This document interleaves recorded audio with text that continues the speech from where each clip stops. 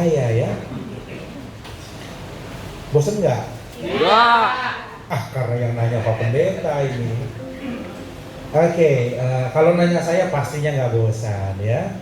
Karena udah sering kemarin, lama-lama BSD Cilegon berasa dekat ya.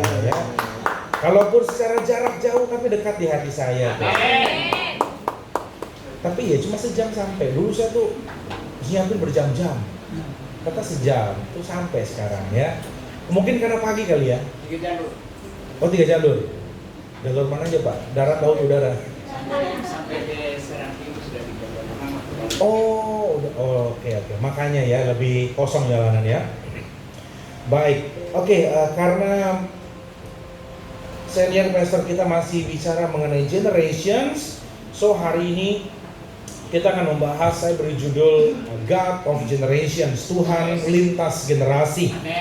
Nah, sebelum masuk lebih dalam, saya mau ajak saudara kembali mengingat sejarah 380 tahun yang lalu, bahwa dulu ada seorang anak laki-laki yang lahir di satu desa terpencil di Inggris.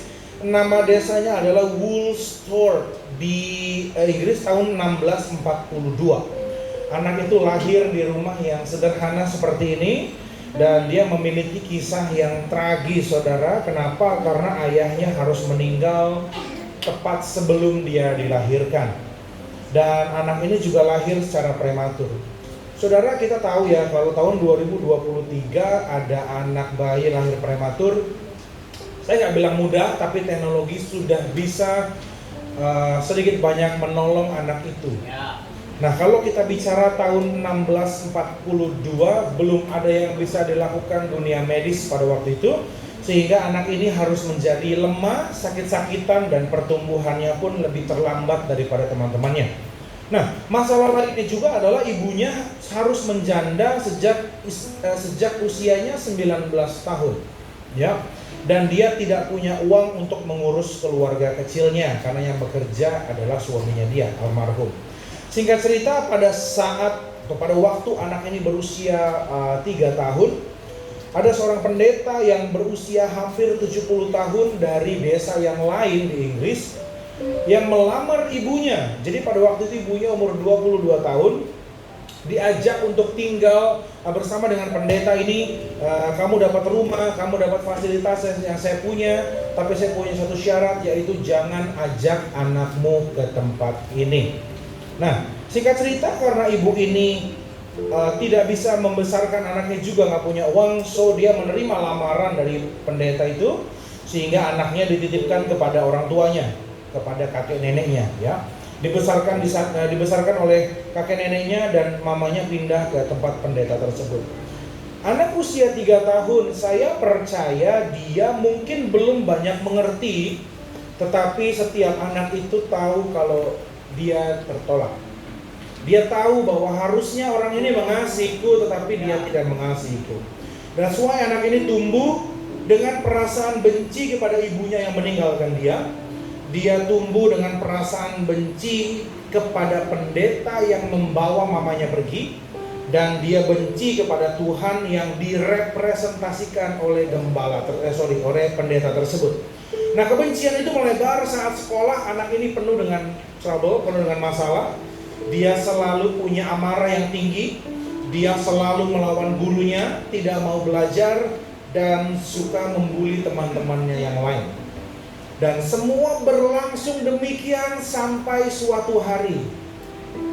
Biasanya kalau orang cerita udah sampai suatu hari, artinya ceritanya udah mau kelar, saudara ya. Sampai suatu hari, satu ketika, ada seseorang yang pindah ke desa tersebut dan bekerja sebagai guru di sekolah di mana anak ini sekolah. Nah, sejarah tidak banyak infokan tentang orang ini kecuali namanya. Namanya adalah John Huston, dan dia adalah seorang Kristen yang taat. Nah, John Huston melihat anak ini nggak pakai mata jasmani. Dia melihat dengan hatinya bahwa dia tahu ada sesuatu yang berharga dalam diri anak ini yang harus dikeluarkan. Dia berdoa untuk anak ini, dia menolong anak ini, dia mengasihi anak ini, dia mendengar cerita anak ini, dan dia memberikan pelajaran ekstra sepulang sekolah buat anak ini. Nah, setiap tahun biasanya waktu ambil rapot kurang lebih ya, anak ini selalu mendapatkan 3 label dari sekolah. Yang pertama adalah lazy, will not learn, and good for nothing. Artinya anak ini malas, tidak mau belajar, dan nggak bisa apa-apa. Nggak ada mata pelajaran yang dia bisa. Tapi setelah sekian tahun, setelah dia dikasihi, dia didengar, dia diperhatikan dengan baik oleh John Houston, kegelapan dalam hatinya mulai terbuka, dan seiring berjalannya waktu, John Houston melihat anak ini ternyata baru kelihatan. Setelah didengar, dikasihi, didoakan, baru terlihat bahwa anak ini memiliki kepintaran yang luar biasa. Tahun berganti tahun, anak ini bukan lagi jadi masalah di sekolah, bahkan di area matematika dan fisika anak ini unggul dari teman-temannya yang lain. Nah, waktu anak ini lulus SMA, John Houston mengupayakan, karena kamu nih di atas cerdas ya, diupayakan supaya anak ini sekolah di Trinity College in Cambridge. Tentu karena John Houston tahu dia tidak punya uang keluarganya, so John Houston pun ikut andil dalam menyekolahkan anak ini di Cambridge pada waktu itu. Dan benih yang Tuhan taruh dalam anak ini perlahan bertumbuh. Setelah sekian tahun, anak ini menjadi pembicaraan di kampus. Setelah sekian tahun menjadi pembicaraan di kota. Setelah sekian tahun jadi pembicaraan di bangsa. Dan sampai hari ini dia berhasil dibicarakan oleh dunia karena nama dia adalah Sir Isaac Newton. Satu dari sekian banyak penemu terkenal di sepanjang sejarah. Dan kalau saudara lihat batu nisannya, di makamnya, di batu nisan makamnya, itu dituliskan kata-kata seperti ini. Here lies Sir Isaac Newton, a man with an intellect close to the divine. Yang artinya, di sini ya berbaring Sir Isaac Newton, seseorang dengan kecerdasan yang hampir menyamai Tuhan. Oke, saya harus disclaimer dulu, ini adalah bentuk kekaguman orang-orang pada masa itu kepada Isaac Newton, ya. Tentu kecerdasan manusia tidak mungkin 11-12 dengan Tuhan, ya. Tapi ini adalah kekaguman. Kenapa? Karena waktu itu nggak ada yang bisa menjelaskan rumus yang dia jelaskan, ya. Coba yang sekolah, apa yang salah satu yang dia hasilkan, dia temukan apa? Hukum apa? Iya, jelas satu itu. Yang lain dong, yang lain. Itu terlalu gampang. Dari namanya udah kelihatan. Ya udah nggak apa-apa deh, ntar waktu saya habis. Jadi ada satu manusia yang sama dengan 2 label yang berbeda. Label yang pertama, anak ini setiap kali ambil rapot selalu bilang apa? Malas, nggak mau belajar, nggak bisa apa-apa. Tetapi pada suatu waktu kehidupan berikutnya, justru label yang ditaruh oleh orang-orang adalah hampir sama kepintarannya dengan Tuhan. Saudara bisa lihat ada perbedaan yang sangat jauh. Dan ini yang mau kita pelajari. Apa sih yang membuat ini label tadinya ada, malas, nggak mau belajar, nggak bisa apa-apa.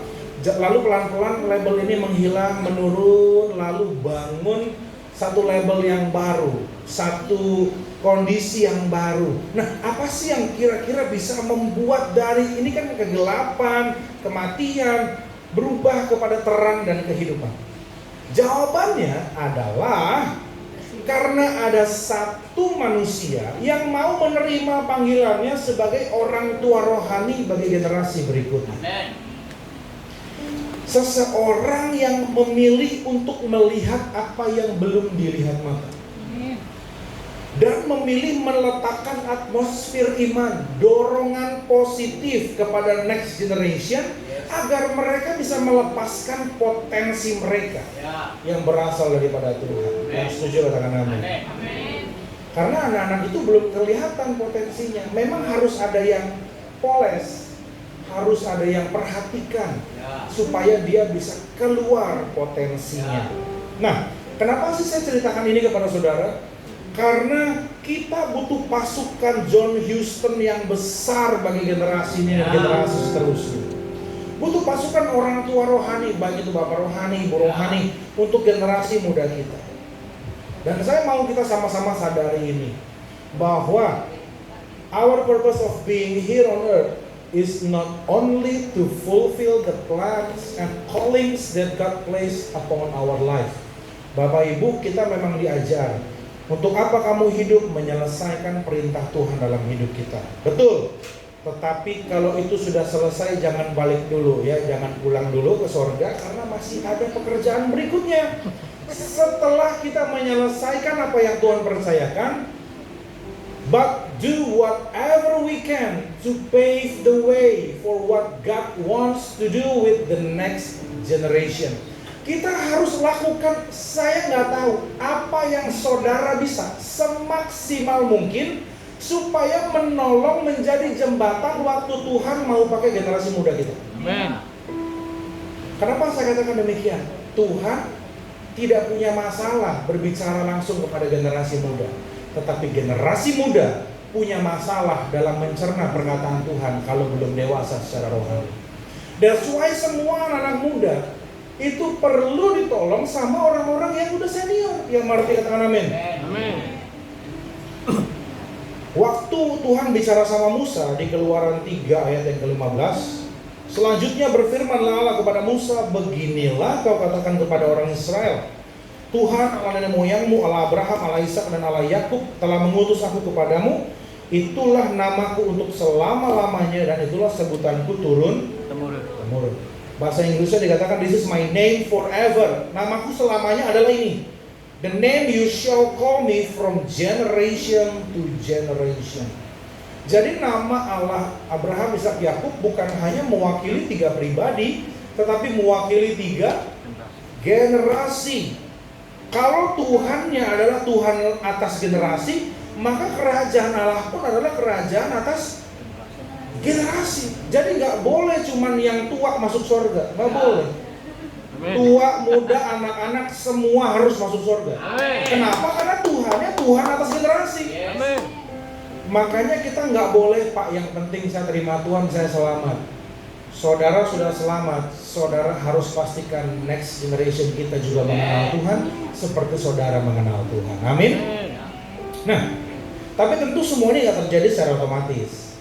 Butuh pasukan orang tua rohani, orang Kristen yang sadar bahwa memang panggilan kita adalah untuk menjadi orang tua rohani bagi next generation. Karena saudara, menjadi orang tua adalah pekerjaan yang tidak bisa di-outsource. Saudara boleh cari, ada nggak outsource yang bisa menggantikan pekerjaan saudara jadi orang tua? Tidak ada. Karena memang itu tanggung jawab kita, baik secara jasmani maupun rohani. Untuk apa? Bisa berdoa untuk anak-anak kita, melatih mereka, fasilitasi mereka, bawa atmosfer iman kepada mereka. Karena anak muda kalau berpikir itu memang nggak semua otomatis, semua dipikir secara iman dan secara kekristenan. Nah, gimana caranya melatih anak-anak muda kita hidup takut akan Tuhan? Iya, butuh intervensi orang tua rohani. Kalau secara sadar mereka, anak muda, dikasih dosa, dia bilang, tidak, aku memilih Kristus. Padahal belum pernah diajarin soal kekristenan. Ya gimana bisa? Anak muda bisa memilih Tuhan kalau dia sudah diajar. Dan aneh kalau saudara berharap anak mudanya hebat dan perkasa, kalau saudara tidak memuridkan mereka. Itu seperti saudara berharap kenyang tapi nggak mau makan. Pasti saya kenyang. Pak, udah siang, makan siang. Nggak percaya, Pak, Tuhan bisa bikin aku kenyang tanpa makan. Sampai malam, aku pasti kenyang. Aneh, saudara. Kalau saudara mau next generation kuat, anak-anak jasmanimu kuat secara roh, harus kasih makan. Jangan berharap dia perkasa tapi tidak kau muridkan. Yang mengerti katakan amin. Amin. Di Alkitab kita juga melihat hal ini. Musa dan Yosua di Keluaran 33. Musa itu dikatakan senang berada di dalam hadirat Tuhan. Dia salah satu orang yang sudah berjumpa muka dengan Tuhan. Saudara tahu Musa kalau lagi gak ada kerjaan, masuk ke dalam kemah tuh, tempat dia bersekutu dengan Tuhan. Dan ini yang saya senang. Musa pada suatu waktu, memang tidak setiap kali, pada suatu waktu dia meminta Yosua untuk datang juga kepada Tuhan bersama dengan dia. Artinya apa? Musa ingin memperkenalkan Yosua kepada Tuhan. Tuhan, ini loh, kalaupun nanti aku udah tua dan aku sudah mati, Jangan bingung mau ngomong sama siapa buat bangsa Israel. Nih ada satu anak, aku gedein, aku ajarin, aku didik untuk bisa menjadi penerus. Dan peneliti percaya Yosua pada waktu dibawa Musa kepada Tuhan itu sekitar 15-17 tahun pada waktu itu. Demikian pula Imam Eli dengan Samuel. Samuel adalah anak muda yang dari kecil udah tinggal di gereja. Tidur udah di gereja, luar biasa. Apakah tidur di gereja otomatis takut akan Tuhan? Ya belum tentu. Kalau udah pasti, kita semua bermalam saja di gereja. Ini yang saya mau kasih tahu. Tuhan pernah memanggil dia, betul ya? Samuel. Lihat, ini masalah generasi muda. Generasi mudanya mendengar Tuhan memanggil, tapi dia nggak tahu harus ngapain. That's why dia panggil Imam Eli. Untungnya Imam Eli itu mau ngajarin Samuel. Perhatikan baik.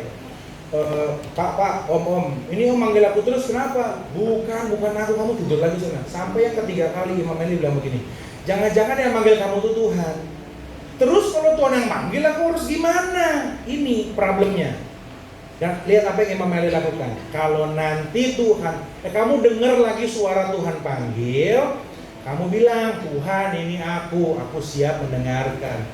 Itu pelajaran simple, tapi kalau Eli gak mau jelasin, kamu harusnya begini, maka Samuel belum tentu bisa dipakai Tuhan.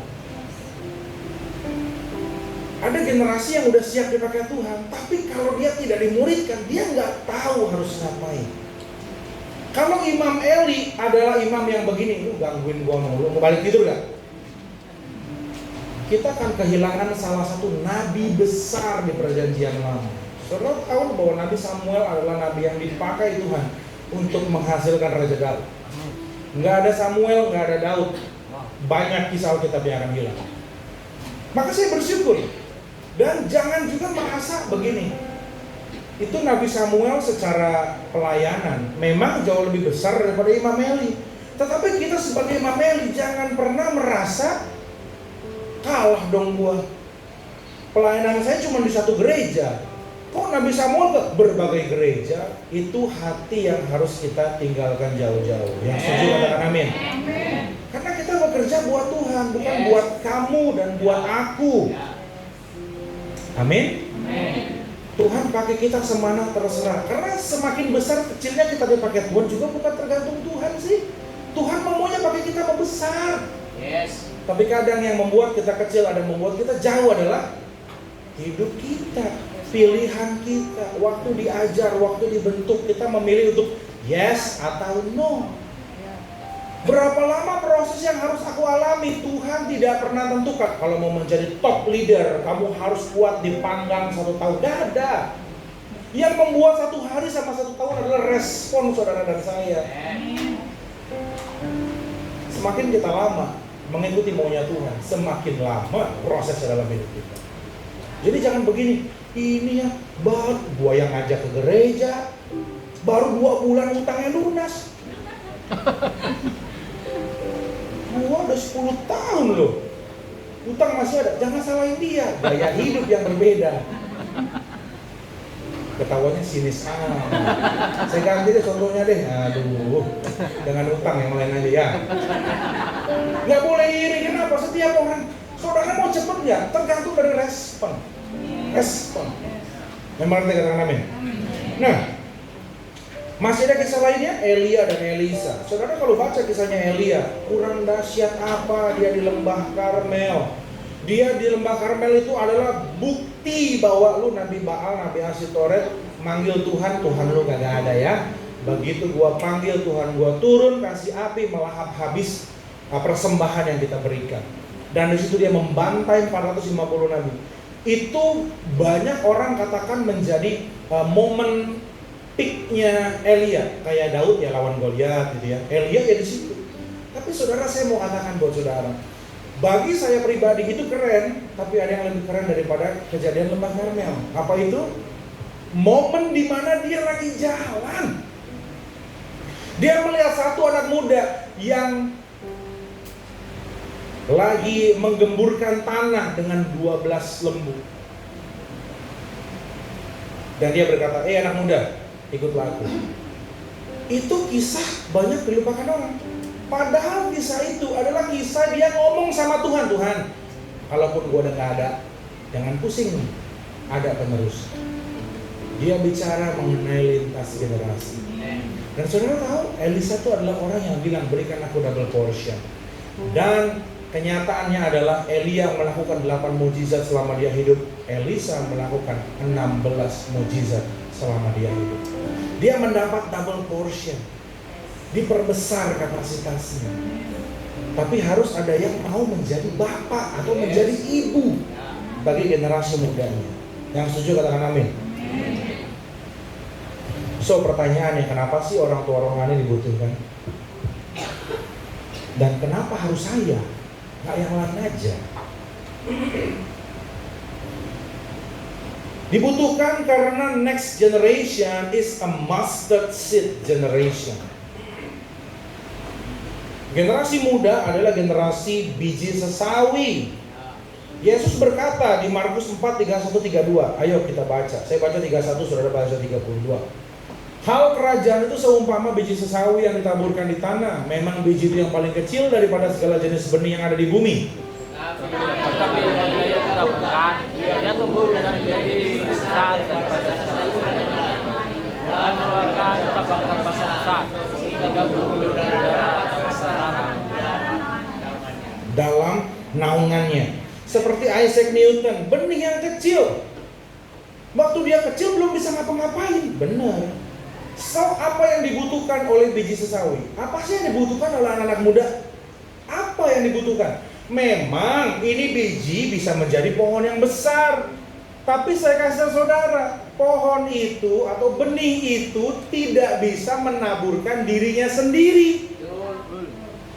Saya udah beli, Pak, ini biji durian musangking. Wow. Mahal. Wow. Tapi taruh aja di kulkas. Apakah dia bertumbuh? Ya. So, apa yang harus dilakukan terhadap benih? It takes someone to plant it.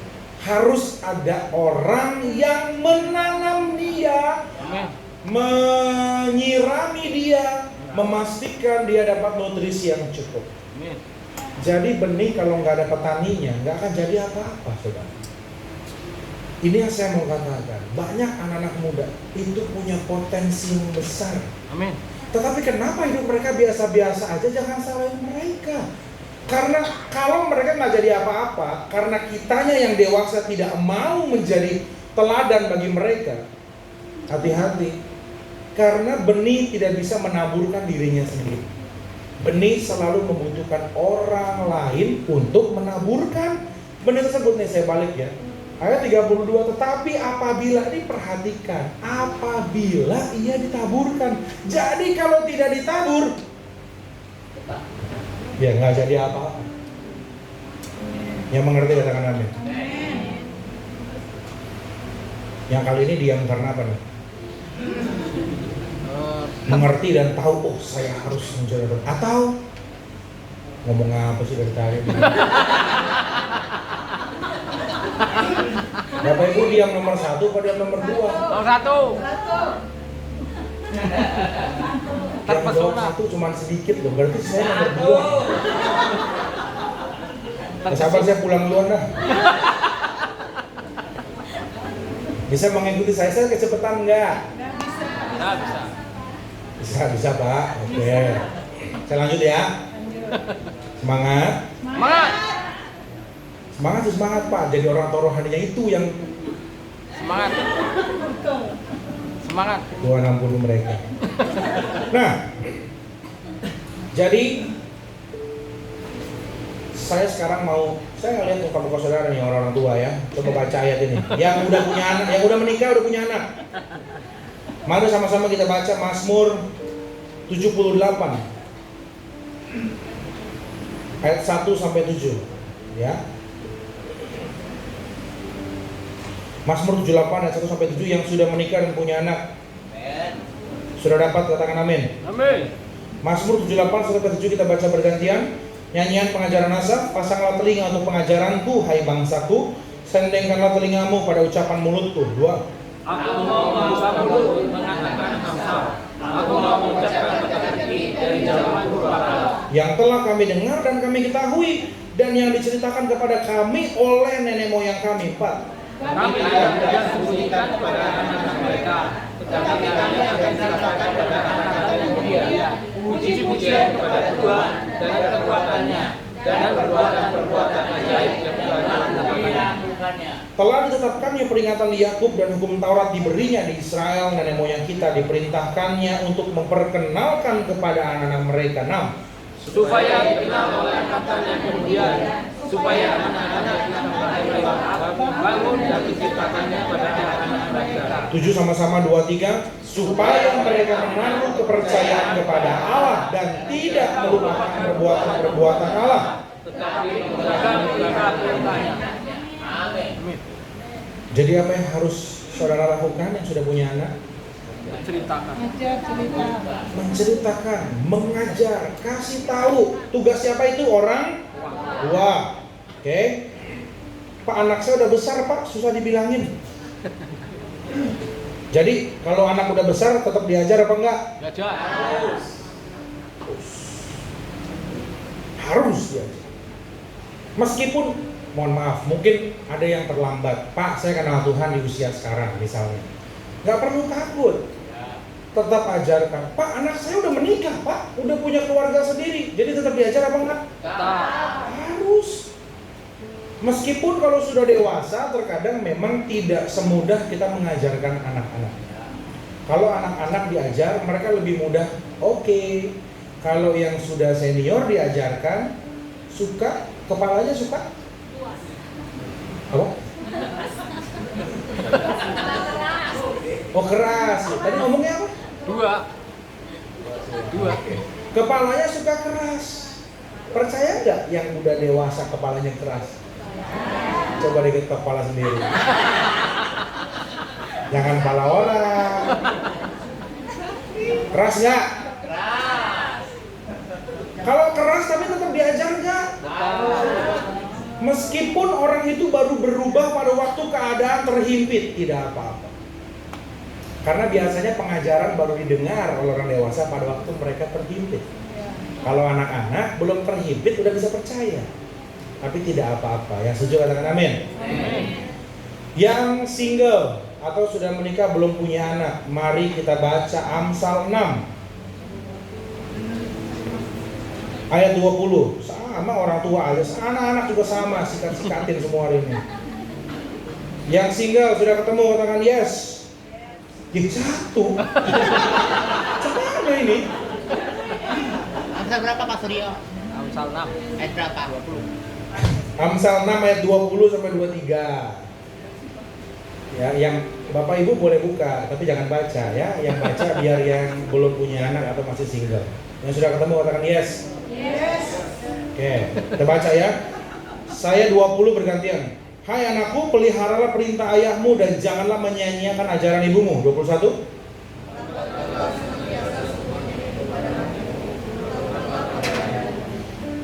Ini yang belum menikah berapa banyak di sini? Banyak. Kenapa suaranya kalah sama yang sudah menikah?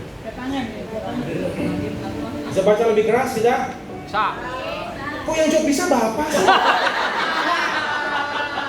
Artinya semangat ya Pak ya, luar biasa. Ini yang belum menikah ini nih, hey. Baca lebih keras yang belum menikah ya. Jikalau engkau berjalan, engkau yang akan dipimpinnya. Jikalau engkau berbaring, engkau akan dijaganya. Jikalau engkau bangun, engkau akan disapanya. 23.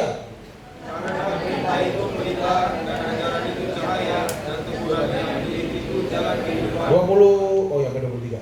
Oke. Nah, jadi semua pelajaran orang tuamu tambatkan pada hatimu dan kalungkan pada lehermu. Artinya apa?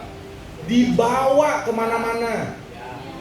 Kamu lagi sekolah, pengajaran orang tuamu taruh di leher. Artinya apa? Kamu selalu ingat, kamu selalu lihat. Perhatikan baik anak-anak muda. Kamu bisa berusaha mencoba jauh dari Tuhan. Tapi kalau kamu sudah taruh kebenaran di leher kamu, kamu hanya bisa berusaha, tapi kebenaran tidak akan pernah meninggalkan kamu. Kenapa saya katakan demikian? Kebenaran yang Tuhan berikan sifatnya fix.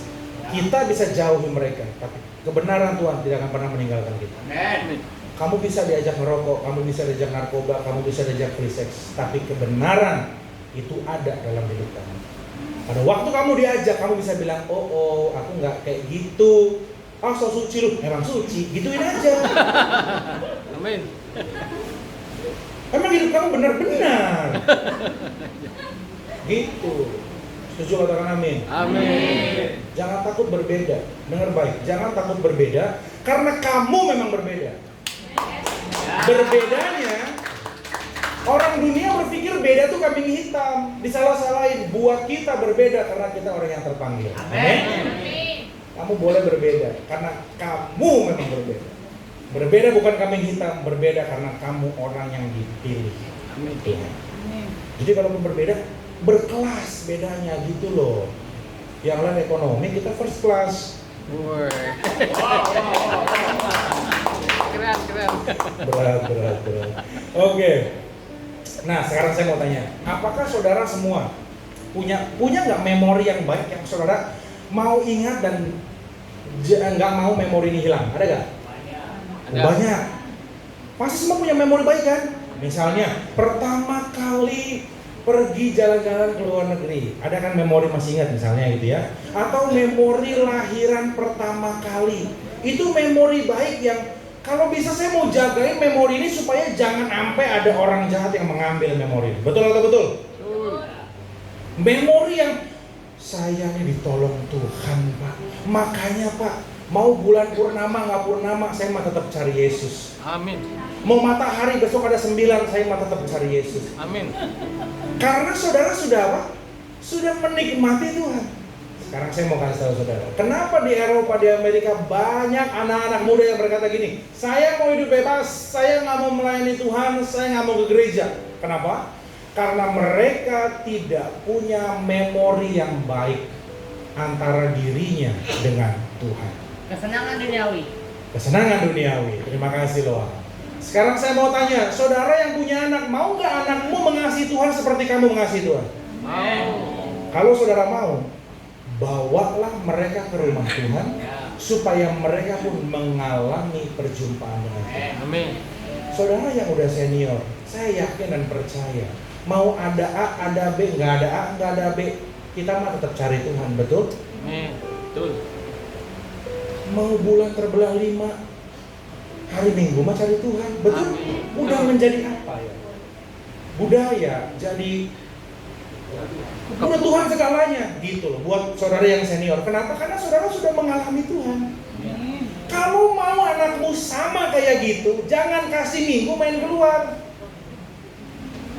Amin. Telat. Kalau mau anakmu juga gila sama Tuhan, rela diajar Tuhan, nggak mau meninggalkan Tuhan, ya harus dibawa ke gereja. Amin. Supaya mereka juga mengalami Tuhan seperti saudara mengalami Tuhan. Amin. Pak, saya harusnya mati, Pak. Kalau nggak ada Tuhan, saya udah nggak ada dulu. Nah, kan yang kayak gitu yang membuat saudara kan cinta mati sama Tuhan, betul nggak?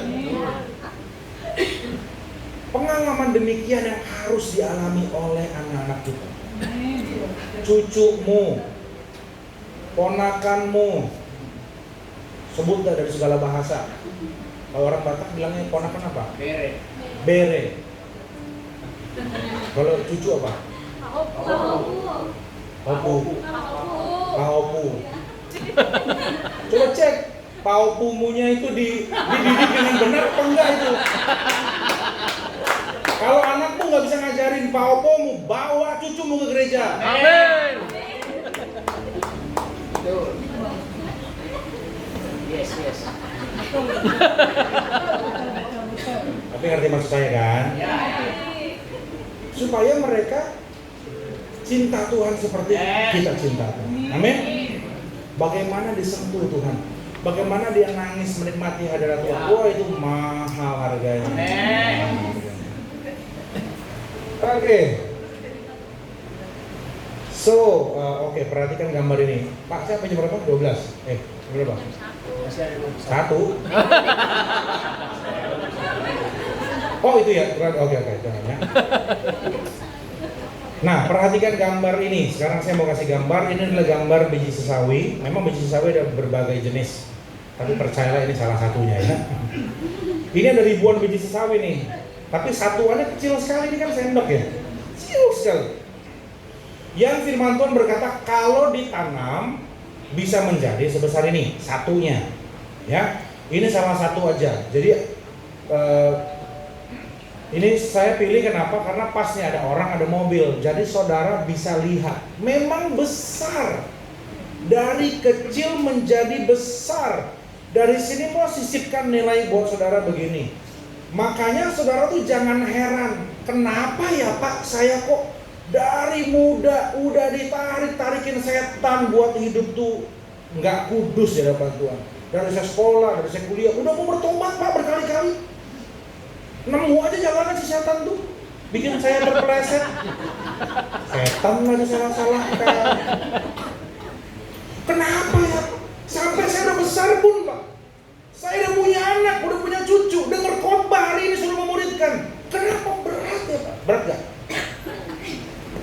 Berat enggak? Enggak. Yang jujur masuk surga gak apa-apa. Masih berat, nanti saya doakan ya, supaya beban memuridkan tidak lagi menjadi berat. Amin. Itu adalah keharusan. Yang setuju katakan amin.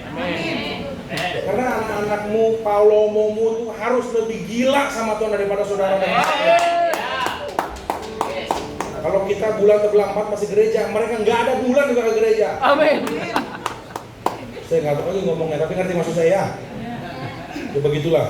Nah, jadi kenapa ya setan tuh selalu berusaha menarik saya dari kebenaran? Gak pernah berhenti mengganggu hidup kita. Jawabannya adalah karena saudara dan saya suka melihat diri kita sebagai biji sesawi. Ya ilah Pak, di Cilegon jemaatnya banyak, ngapain Bapak mikirin suruh yang lain Pak? Suruh yang lain aja Pak melayani Pak. Saya mah cuma udah datang ke gereja, dengar firman, pulang. Jangan suruh saya melayani, mau ada audisi musik ke, audisi asyir ke, saya mau jadi jemaat. Dengar baik, saudara sering menganggap dirimu biji sesawi. Tapi kenapa setan begitu gencar mau merusak hidup saudara? Karena setan lihatnya kamu sebagai pohon yang besar. Amin. Kalau saudara nggak punya potensi, dilirik juga kagak sama setan. Setan juga kalau milih pasukan yang bener, nggak mau yang males. Kalau males nggak masuk surga, nggak masuk neraka, tahu kemana tuh. Setan juga kalau pilih orang hanya memberatkan anggaran, mana mau? Banyak makan. Habis-habisin uang. Disuruh kamu goda orang ini, besok aja Pak. Suka nunda pekerjaan, nggak masuk neraka juga itu. Apalagi surga. Nah, jadi kenapa ya si iblis selalu menggoda saya? Karena dia lihat saudaranya punya potensi yang besar. Amin. Ya, sekarang saya balik sama. Kenapa juga Pak? Begitu saya ikut Tuhan ya Pak ya. Kok makin kesini perintah Tuhan makin susah Pak? Suruhlah memuridkan.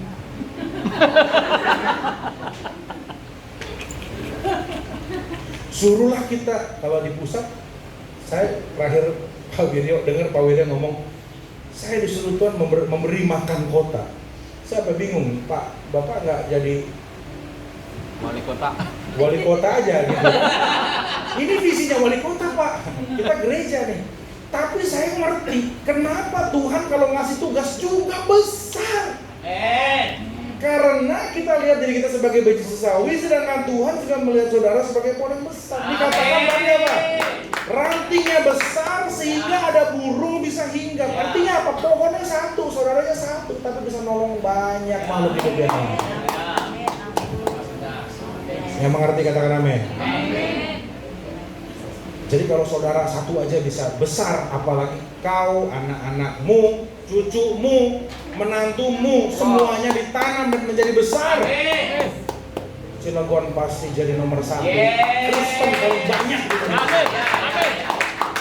Serius. Beriman boleh ya, Mumpung masih gratis. Nah sekarang saya mau tutup dengan 2 kisah. Kisah pertama adalah kisahnya Simson dan anak kecil. Di Hakim-Hakim 16 ayat 25-30. Simson dikeluarkan dari penjara untuk menghibur. Bahasa Alkitabnya disuruh menghibur raja. Padahal aslinya adalah bukan menghibur, diolok-olok, dipermalukan. Karena Simson dulu selalu menang. Begitu dia berdosa, dia kalah. Makanya raja mengumpulkan raja-raja yang lain. Kalau saudara baca Alkitab, kurang lebih 3.000 orang di satu arena yang satu Tuhan dengan mereka, yang Tuhannya bukan Allah ya. Disuruh mengolok-olok Simson. Nah pada waktu Simson dikeluarkan dari penjara, raja menyuruh satu anak kecil, nih lu tuntun ini dia nih. Anak kecil yang gak ngerti apa-apa disuruh tuntun si Simson. Singkat cerita sampailah Simson, namanya ditarik anak-anak, sampai dia tangannya megang pilar. Dek tunggu dek, ini tiangnya dia, gede tiangnya. Iya. Ini tiang penyangga. Iya, tiang arena om. Coba tangan kanan saya kamu tarik, kan dia buta, matanya udah dicongkel. Coba nih, tarik tangan saya satu nih, cari tiang berikutnya. Nih om ada, udah dikasih. Nih 2 tiang arena nih. Iya om. Lalu Simson berdoa, Tuhan, 1 kali lagi berikan aku kekuatan. Biarlah aku mati bersama dengan mereka, dan Tuhan mengabulkan. Singkat cerita 2 tiang itu dirobohkan dan matilah Simson beserta dengan 3.000 penyembah Baal. Nah di sini yang saya mau katakan apa? Bapak Ibu Saudara, orang tua yang punya banyak tenaga, uang, punya banyak resources, tapi nggak punya vision. Saudara tuh membutuhkan anak-anak muda. Yang apa anak muda itu ya? Dia nih, ini contohnya dalam kisah ini, anak ini punya penglihatan, dia tahu. Dia bisa kasih tahu Simson ke tempat di mana dia seharusnya. Tapi dianya nggak punya tenaga, dianya nggak punya uang. Jadi kalau orang yang senior sama junior berkolaborasi, hasilnya itu dahsyat Bapak Ibu. Jangan meremehkan anak-anak. Memang kelihatannya lugu polos, lu gak ngerti apa-apa. Ya gak ngerti apa-apa karena lu kagak ajarin. Tapi kalau kita ajarin, dia bisa menjadi penuh dengan hikmat, bahkan melebihi kita orang tuanya. Amin. Nah kisah yang kedua adalah kisah di kitab Lukas, bagaimana Tuhan memanggil seorang perempuan muda yang bernama Maria. Pada waktu itu usianya 13 tahun. Kita baca sedikit ya, Lukas 1:26-28. Dalam bulan yang ke-6 Allah menyuruh malaikat Gabriel pergi ke sebuah kota di Galilea bernama Nazaret, kepada seorang perawan yang bertunangan dengan seorang bernama Yusuf dari keluarga Daud. Nama perawan itu Maria. Ketika malaikat itu masuk ke rumah Maria, ia berkata, "Salam hai engkau yang dikaruniai, Tuhan menyertai engkau." Nah, di situ singkat cerita malaikat kasih tahu, kamu akan hamil tapi bukan dari Yusuf, hamil dari Roh Kudus. Kamu beri nama anak itu Yesus, and so on. Sehingga Maria menjawab seperti ini, "Sesungguhnya aku ini adalah hamba Tuhan, jadilah padaku menurut perkataanmu itu." Lalu malaikat itu meninggalkan dia. Nah, jadi Tuhan habis ngomong nih bahwa kamu akan dipakai Tuhan, bla bla bla bla bla bla. Dan dengan bergetar, saudara kalau baca kan nggak tahu Maria ngomongnya senang apa sedih kan? Maria kalau saudara pelajari, dia berbicara sambil bergetar dan dia berkata, "Sesungguhnya aku ini adalah hamba Tuhan, jadilah padaku menurut perkataanmu itu." Kenapa dia bergetar? Karena ini kabar baik plus kabar buruk. Kabar baiknya di mana? Lahir juru selamat lewat rahimku. Tetapi kabar buruknya adalah orang mana mau percaya saya melendung karena Roh Kudus. Karena pada waktu itu kalau ada perzinahan, hukumnya adalah rajam batu sampai. Jangan udah, dia takutnya kan orang pikirnya lu udah berzinah bawa-bawa nama Tuhan. Jadi nggak gampang. Ini perintah yang baik tapi membawa resiko. Jadi saya kasih tahu, setiap kali Tuhan kasih perintah sama kita ya, saya bilang tidak semuanya mudah, tidak semuanya mustahil. Bisa, tapi perlu usaha, perlu hikmat, perlu berdoa, betul. Nah makanya Tuhan waktu ngasih tahu Maria, dia nggak suruh Maria yang anak muda ini sendiri 13 tahun, disuruh menghadapi kehamilan, gak gampang. Dia aja 13 tahun belum tentu udah bener baca Alkitab rutin aja nggak tahu ya apa enggak. Kalau dia disakiti, apakah dia udah bisa mengerti? Oh, ini rencana Tuhan supaya aku naik. Boro-boro umur 45 tahun aja kadang-kadang gak ngerti disakiti supaya kalian tambah sabar sama Tuhan. Saya barusan nyinggung, semoga tersinggung ya. Apalagi 13 tahun. Dia aja dengan dirinya belum beres, tanda kutip ya. Makanya setelah itu semua pemerintah dunia berpikir, belajari soal kepribadian, barulah anak dewasa itu ya sekitar 17-18 tahun. Pada waktu itu kan belum ada penelitian. 13 tahun dirasa setelah menstruasi dipikir sudah siap menikah. Jadi Tuhan tahu, nggak gampang nih tugas. 13 tahun, saudara pikir loh, saudara yang sudah menikah, yang sudah pernah punya anak. Saudara waktu itu umur berapa punya anak? Mental udah lebih siap, mungkin umur udah 20-an atau 30-an. Saudara udah lebih siap. Umur 13 tahun kok tiba-tiba aku mau muntah terus ya. Kenapa ya? Saudara bisa bayang nggak? Udah dijauhin orang. Dia nggak berani cerita sama siapa-siapa. Tapi dia mengalami yang aneh. Ini kok lama-lama ada yang gerak dalam perut. Saudara kebayang nggak? Kalau saudara yang memang menikah, tahu punya anak kan happy. Nah kalau dia belum tentu. Makanya Tuhan kasih perintah sama Maria. Perintahnya apa? Perintahnya adalah ini saya kasih ayat singkatnya aja ya. Nanti saudara baca penuh aja di Lukas 1. Beberapa waktu kemudian berangkatlah Maria dan langsung berjalan ke pegunungan menuju sebuah kota di Yehuda. Karena Tuhan yang suruh. Kamu gak sendiri, kamu pergilah sana ke Yehuda. Di situ ia masuk ke rumah Zakaria dan memberi salam kepada Elisabet. Jadi Tuhan udah ngomong sama Elisabet, nanti ada nih Maria mau nyamperin lu ya. Lalu Tuhan ngomong sama Maria, kamu gak sendiri, ada juga tuh kakakmu ya, tidak semudah Maria, lebih senior namanya Elisabet. Nanti kamu sama dia. Bahasa Inggrisnya bagus, dikatakan begini, saya tulis kalau nggak salah. Dia tahu apa yang akan terjadi padamu, cari dia dan habiskan waktu dengan dia. Spend time with her. Jadi Tuhan udah kasih perintah. Kamu pasti takut kan, bingung. Nih, aku udah kasih mentor buat kamu namanya Elisabet. Pergi cari dia. Dia tahu apa yang akan terjadi padamu. Karena orang kalau udah pernah hamil, anak pertama sama anak keempat, kan beda ya rasanya ya. Anak pertama, saya hamil pertama kali nih Pak, saya nggak suka makan sehat, berubah makan sehat. Tahu kalau keempat masih sehat apa enggak? Masih lah Pak, puji Tuhan. Tapi memang ketegangannya berbeda. Kalau anak pertama baru lahir, gimana? Para suami, biarin besok ngantuk-ngantuk, tiap 2 jam ku bangun ganti popok bikin susu. Luar biasa. Suami idaman kalau anak pertama. Tahu kalau anak keempat mah? Kenapa Bu? Capek. Lama-lama duduk gini loh, setiap kali anak nangis, kenapa deh, kenapa? Kalau anak keempat, dari nangis udah cebok. Udah tahu dia, sudah ketegangannya berkurang. Ya saya berani ngomong karena saya punya anak yang kedua aja ketegangannya jauh menurun. Kalau yang pertama, anything for you. Yang kedua, bukannya saya nggak sayang, bukan. Ya mengerti lah perasaannya ya. Kalau anak kedua nangis, ya udah sini aku aja sini ya. Nafas tidak ada nafas sih.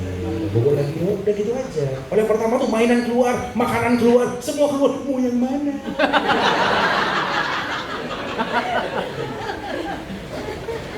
Jadi Tuhan memerintahkan generasi muda dan generasi senior untuk berkolaborasi. Amin. Ini bukan hanya menguntungkan Maria. Kesana ya, Maria enak nih, ada yang ngajarin soal kehamilan, soal kelahiran.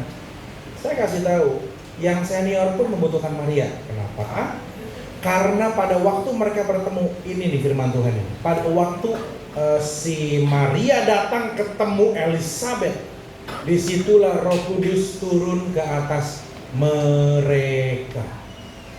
Jadi bukan kepada Maria saja, kepada Elisabet juga. Begitu mereka berkumpul, kalau yang senior sama junior bersatu, Roh Kudus turun atas kita. Yang setuju katakan amin. Dan itulah indahnya keluarga rohani. Yang setuju katakan amin. Ya, semua penuh dengan Roh Kudus. Ini indah, tapi tentu iblis nggak suka. Makanya iblis itu selalu berusaha membuat yang namanya gap antar generasi. Caranya lah nggak sama, susah Pak.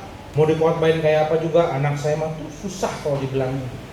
Bapak Ibu pernah nggak mengalami kesulitan untuk nyambung dengan anak-anakmu? Pernah? Oh sering Pak. Sering ya. Sih, ini memang beda generasi, beda. Bapak Ibu tuh bangun pagi, ketemu pecel sayur aja bersyukur Yesus baik. Kalau yang muda sekarang ya, ini saya di pusat itu sering banget dengar gini, lagi diskon, Starbucks lagi diskon. Kalau yang lu bilang murah kopi 40.000, lu belum pernah di rumah kehabisan beras. Coba kalau yang senior, kopi 40.000 ya kadang-kadang minum sih Pak. Tapi saya mau tanya buat Bapak Ibu, satu kopi hitam 40.000 tuh mahal apa enggak? Kok tanya sama anaknya? Murah. Diskon. Mama lagi diskon, Ma.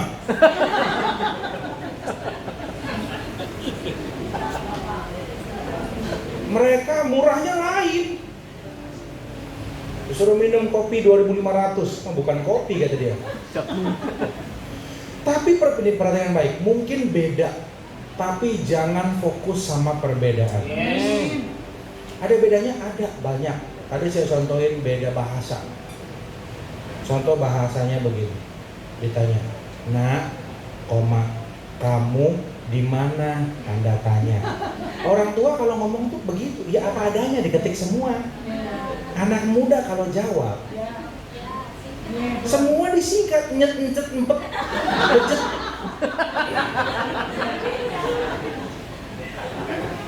Ini ketawa karena bener apa enggak? Iya. Nah, kamu di mana? Cuma dijawab at church RN katanya. Apa artinya Bapak Ibu? Nggak tahu. At church right now. Sekarang lagi di gereja. Dia tuh nggak mau ngetik right now, kepanjangan. RN. Itu baru contoh, masih banyak banget singkatan mereka, banyak banget. LOL. Dulu waktu Ike jawab di grup keluarga, LOL, mamanya telepon saya, kenapa Ike ngomong, mamanya kira Ike ngomong tolol. Ini terjadi. Bu Flora telepon saya, Ike lagi kenapa kok bilangnya begitu? LOL, bukan tolol mama. Aku sampaikanlah generasi muda punya cerita. Udah ya, pokoknya begitu. Jangan cari bedanya, cari samanya. Bedanya beda bahasa, beda gaya, tapi kesamaannya apa? Mau dijelasin dulu ya Pak. Pak Sabar nggak tahu ya.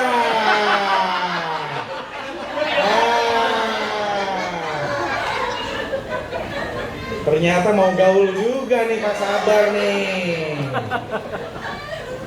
Anak muda apa sebutan buat orang kayak Pak Sabar yang takut ketinggalan sendirian? Apa namanya?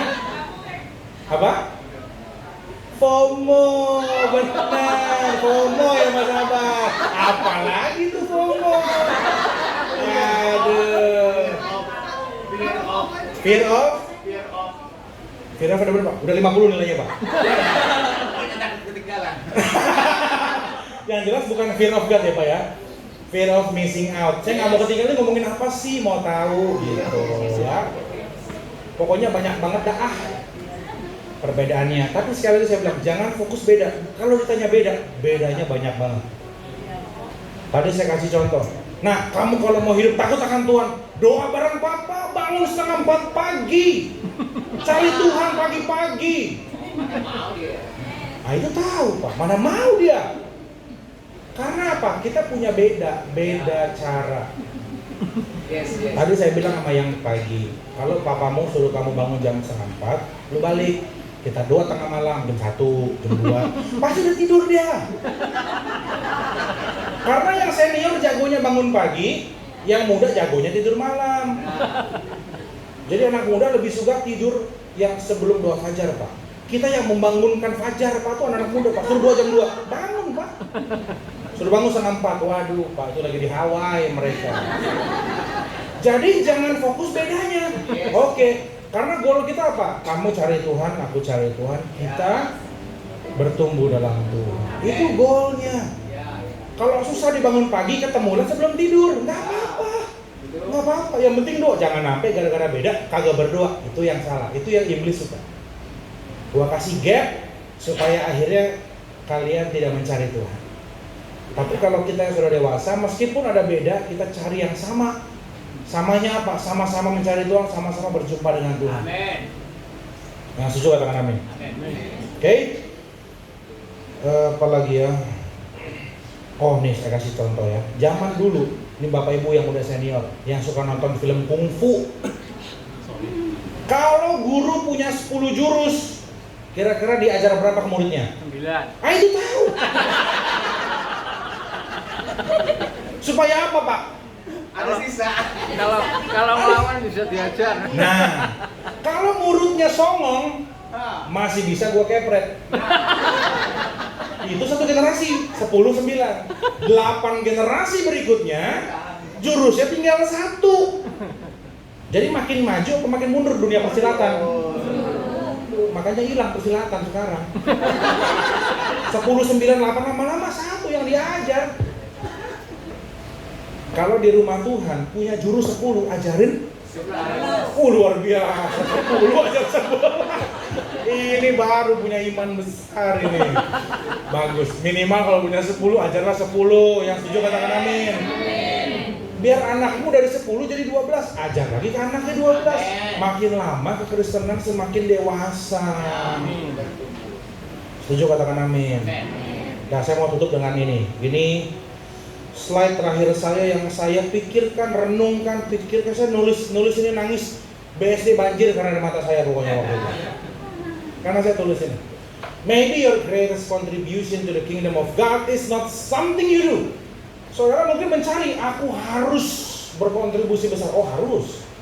Tapi dengar baik, mungkin bukan apa yang kamu lakukan, tetapi someone that you raise, seseorang yang saudara lahirkan, yang tadinya anak ini nggak bisa apa-apa, kau muridkan, kau ajar, dikeraselkan sehingga dia menjadi sesuatu yang bisa dipakai Tuhan untuk bangsa ini ke depan. Jadi tidak harus secara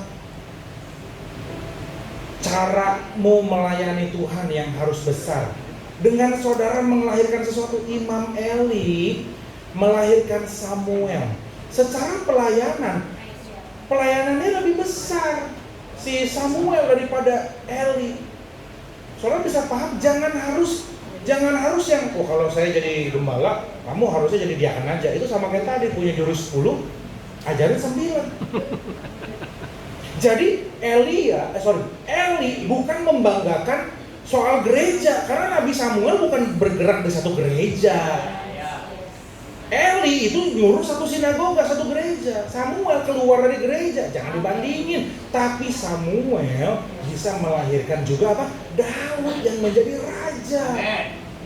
Jadi bukan buat gereja. Jadi kalau saudara Imam Eli apa yang dilakukan buat gereja? Mungkin ya sebagai petugas aja. Tapi bukan itu yang dilihat Tuhan.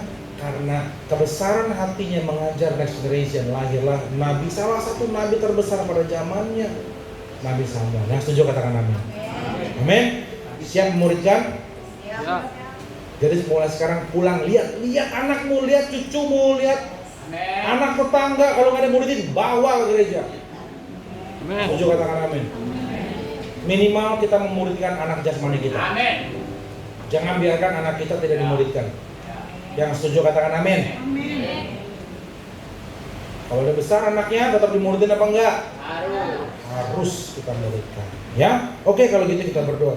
Bapak yang baik, terima kasih Tuhan untuk kebenaran firman-Mu siang hari ini. Terima kasih Tuhan kalau Engkau telah memperkenalkan diri-Mu siang ini kepada kami sebagai Tuhan atas generasi. Bapak, meskipun kami tahu ada perbedaan antara generasi, ada gap yang begitu besar, tapi kami berdoa di dalam nama Tuhan Yesus agar Engkau memberikan kami hati untuk menjadi orang tua rohani yang mau menjadi penghubung, menjadi bridge, menjadi jembatan antara generasi kami dengan generasi di bawah kami. Biar Tuhan gak perlu hanya bicara sama kami, tapi dengan kami melatih mereka, Tuhan pun bisa bicara sama mereka. Tuhan, kami berdoa gereja ini hanya ada bukan Bukan hanya pada waktu kami ada. Kami berdoa gereja ini bisa bertahan terus Tuhan tahun-tahun mendatang, karena ada next generation yang kami latih. Tuhan mau melakukan apa atas kota kami? Tuhan mau melakukan apa melalui gereja ini? Tuhan bisa bicara pada kami dan Tuhan bisa bicara kepada generasi muda di tempat ini. Karena kami rela memberikan hati kami, mengajar mereka, mendidik mereka, menceritakan kehebatan Tuhan dalam hidup kami kepada mereka. Dan kami rindu Tuhan melihat Cilegon tidak lagi menjadi negara yang isinya banyak orang-orang muslim, tapi melalui gereja ini Tuhan akan lahir gereja yang membuat Cilegon menjadi punya data statistik orang-orang Kristen yang hebat, yang taat terbesar di Indonesia Tuhan. Oh, kami gak berkecil hati. Kami tahu karena kami jalan sama Tuhan. Kami tahu karena kami punya Tuhan yang hebat. Kami gak mengandalkan diri kami mengandalkan Tuhan. Selama hidup kami benar, maka perkataan kami akan Tuhan buat bisa menjadi sesuatu yang membangun generasi muda. Tuhan, kami terbatas. Perhatikan baik Tuhan. Pesan Tuhan buat saudara hari ini, Tuhan tahu setiap kelemahanmu. Setiap kali lututmu goyah, Tuhan tahu. Dan Tuhan sudah memperhitungkan kelemahanmu.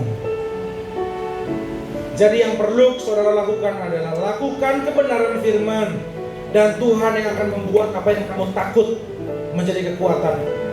Kamu takut berbicara, kamu mulai bicara, Tuhan yang akan mengoles dan memoles lidah bibirmu. Apa yang kamu takut, Tuhan hadir di sana. Apa yang kamu merasa nggak yakin, Tuhan hadir di sana. Tugasmu adalah setia melakukan perintah Tuhan. Tuhan sudah perhitungkan kelemahanmu. Terima kasih Bapak, aku sudah menyampaikan pesanmu. Hambamu selesai, tapi Roh Kudus terus berkata-kata kepada mereka. Terus Tuhan bicara kepada mereka. Karena aku percaya Cilegon ke depan akan berubah total. Akan ada banyak generasi muda yang punya standar hidup yang berbeda, punya cara bekerja yang berbeda, memiliki karakter Kristus dalam hidup mereka. Terima kasih Tuhan, terima kasih. Kami kembalikan semua kemuliaan, kesucian, kebaikan, kemurahan kepada satu nama Tuhan Yesus. Di dalam namamu kami berdoa mengucap syukur. Haleluya. Amin. Boleh berikan kemuliaan buat Tuhan Yesus.